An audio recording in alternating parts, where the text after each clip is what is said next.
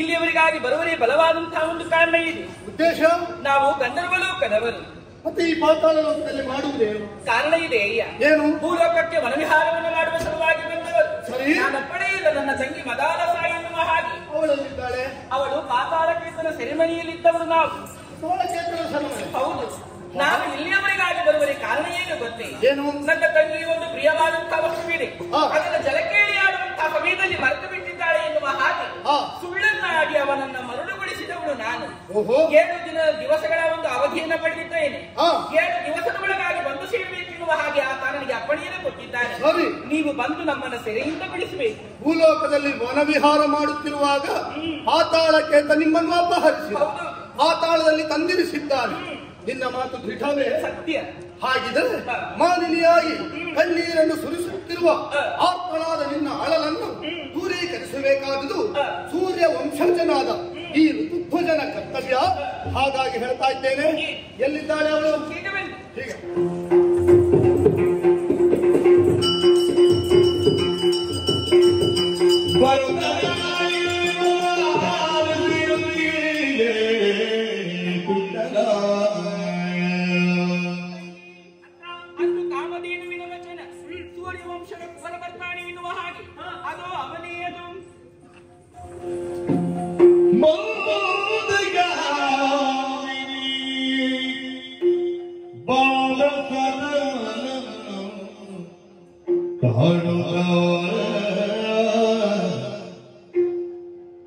ವಂದೇ ಸುರಭಿಯ ವಚನ ದಿಟಗೋದಲುತ ತೋಷಿಸುತ್ತ ಅರಸನಿಗೆ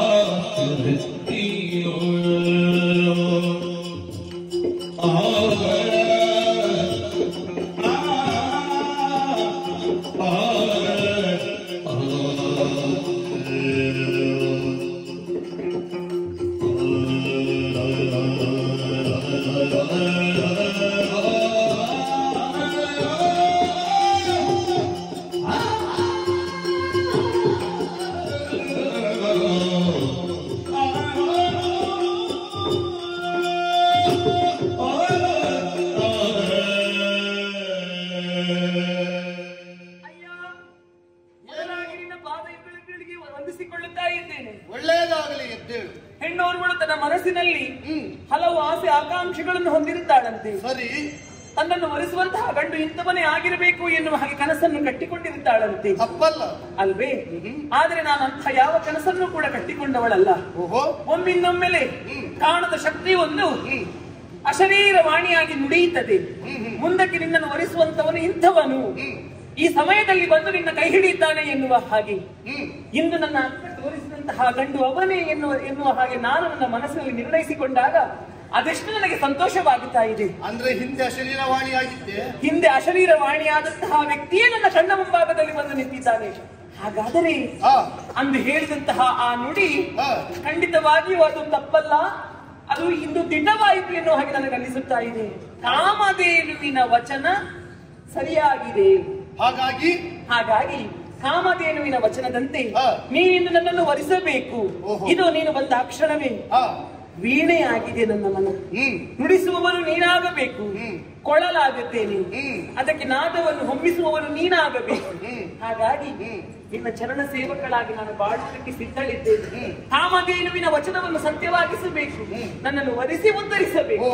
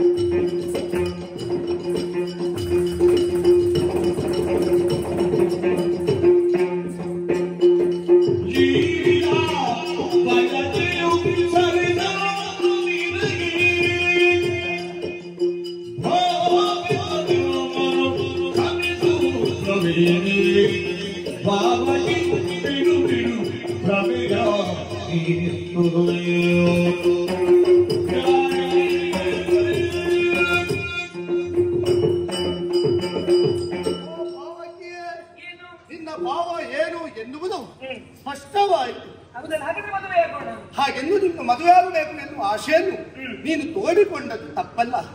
ಆದ್ರೆ ಮದುವೆ ಆಗುವಲ್ಲಿ ನಾನು ಸ್ವಲ್ಪ ಆಲೋಚಿಸಬೇಕಾಗುತ್ತದೆ. ನಾನು ಬಂದ ಕಾರ್ಯ ಯಾವುದು? ದೇವ ವಿರೋಧಿಯಾದಂತಹ ಪಾತಾಳಕೇತ ತಾಳಕೇತನ ಮನೆಗಾಗಿ ಬಂದಿರುವೆ. ಎಲ್ಲಿ ಆಯ್ತು? ನನ್ನ ಕಾರ್ಯ ಪೂರ್ಣ ಆಗಲಿಲ್ಲ. ಆಗುವ ಮೊದಲು ಬೇರೊಂದು ಕಾರ್ಯದತ್ತ ನಾನು ಮನ ಮಾಡುವವಲ್ಲ. ಹಾಗಾಗಿ ಹೇಳ್ತಾ ಇದ್ದೇನೆ, ನಿನ್ನ ಮಾತಿಗೆ ವಿನೋದ ಅಂತಲ್ಲ. ಈ ಕಾಲಕ್ಕೆ ನಿನ್ನನ್ನು ಮದುವೆ ಆಗುವುದಕ್ಕೆ ನನಗೆ ಮನಸ್ಸಿಲ್ಲ. ನೀನು ಕ್ಷಮಿಸಬೇಕು. ಹೀಗೆ ಹೇಳಿದೆ ಹೇಗೆ? ಕಾಮದೇವಿನ ವಚನ ಸತ್ಯವಾಗಬೇಕು ತಾನೆ. ಕಾಮದೇವಿ ಸುಳ್ಳಾಡುವುದಕ್ಕೆ ಸಾಧ್ಯವಿಲ್ಲ ತಾನೆ. ನೀನು ಹೀಗೆ ಹೇಳಿದ್ರೆ ನಾನು ನನ್ನ ಪ್ರಾಣವನ್ನೇ ಕಳೆದುಕೊಳ್ಳಲಿ. ದೇವರೇ, ಇವಳು ಪ್ರಾಣ ಕಳೆದುಕೊಳ್ಳುವುದರೊಂದಾಗಿಲ್ಲ, ತನ್ನ ಪ್ರೇಮ ನಿವೇದನೆಯನ್ನು ಮಾಡಿಕೊಳ್ತಾ ಇದ್ದಾಳೆ. ಪ್ರೇಮ ನಿವೇದನೆಯನ್ನು ಮಾಡಿಕೊಳ್ತಾ ಇದ್ದಾಳೆ. ನೀನು ಹೇಳಿದ್ದೇನು ಸೆರೆ ಬಿಡಿಸಬೇಕು ಅಂತ. ಮೊದಲೇ ಈ ವಿಷಯ ಹೇಳ್ತಿದ್ದೆ, ಖಂಡಿತವಾಗಿ ನಾನು ಇಲ್ಲಿವರೆಗೆ ಇದು ದೇವವಾಣಿ, ಅದನ್ನು ಮೀರುವುದಕ್ಕೆ ಸಾಕಂತ ಹೇಳಿ ಹೋದಲ್ಲ ನಾನು ಮದುವೆ ಆಗುವುದಕ್ಕಾಗ್ತದೆ. ಬೇಡ, ಇಲ್ಲಿ ಆದ್ರೆ ಸಾಕು. ನನ್ನ ಕಾರ್ಯವೇ ಪ್ರಧಾನ. ಹಾಗಾಗಿ ನಾನು ಮದುವೆ ಮನಸ್ಸಿಲ್ಲ ಈಗ ಮದುವೆ ಆಗುವುದಕ್ಕೆ. ಅದೇನು ಅಂಬರದ ನುಡಿಯಾಡುತ್ತಾ ಇದೆಯಲ್ಲ, ಏನಂತೆ ಏನಂತೆ? ಮಗನೇ ಧ್ವಜ, ನನ್ನ ಕಾವಲೇನು ಅಂತ ನನ್ನ ಮಾತನ್ನು ಸರಿಯಾಗಿ ಕೇಳು ಮಗನೇ. ಮಹಾವಿಷ್ಣುವಿನ ಭರವತ್ತ ನೀನು, ಶಿವನ ಪ್ರೀತಿಗೆ ಪಾತ್ರ ಅಂತ ನೀನು ಕೋಪಿಸುವುದು ಸರಿಯೇ. ಪದಾಲಸಿಯ ಸೆರೆಯನ್ನು ಬಿಡಿಸಿದವ ನೀನು. ಹಾಗಾಗಿ ಆಕೆಯನ್ನು ನೀನೇ ವಹಿಸಬೇಕು. ಮುಂದಕ್ಕೆ ನಿನಗೆ ಶ್ರೇಯಸ್ಸಾಗುತ್ತದೆ ಗಂಧ. ಅಂಬರದ ನುಡಿ ಕಾಮಧೇನುವೆ ಆಡಿದ ಮಾತು. ನಾನು ನಿನ್ನನ್ನು ಮದುವೆ ಆಗಬೇಕು. ಕೇಳಿದ ಮೇಲೆ ಅಲ್ಲ ಸಲ್ಲ ಅಂತ ಹೇಳುವುದಕ್ಕೆ ಸರಿ ಸರಿ. ಅವರ ಸಮ್ಮುಖದಲ್ಲಿ ಈ ಸೆರೆಮನೆಯಲ್ಲಿ ಒಂದು ಮದುವೆ ಆಗಿಬಿಟ್ಟಿ. ವಿಜೃಂಭಣೆಯಲ್ಲಿ ಎಲ್ಲ ವಿಚಾರವನ್ನು ಹೇಳ್ತೇನೆ.